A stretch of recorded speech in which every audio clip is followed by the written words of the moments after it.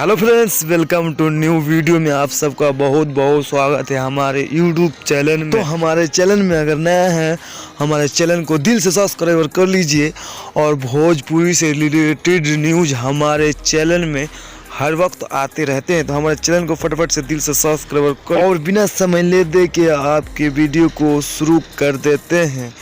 Superstar Pramod प्रेमी यादव का बहुत ही खूबसूरत सॉन्ग है और बड़ा सॉन्ग है। तो इस सॉन्ग को आप बहुत ही खूबसूरत सॉन्ग है, तो इस सॉन्ग को ज़्यादा से ज़्यादा चेकआउट कर सकते हैं।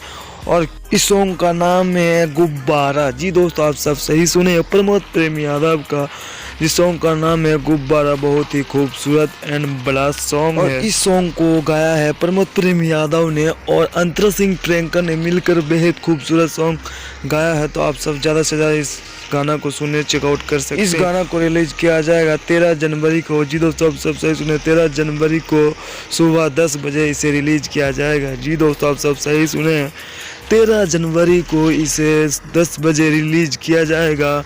एंगल म्यूजिक के यूट्यूब चैनल से इसे रिलीज किया जाएगा। आप सब इस गाना को ज़्यादा से ज़्यादा चेकआउट कर सके। बाकी ये हमारा वीडियो आप सबको कैसा लगा कमेंट में जरूर बताएं। अच्छा लगा तो लाइक करें, कमेंट कर, धन्यवाद।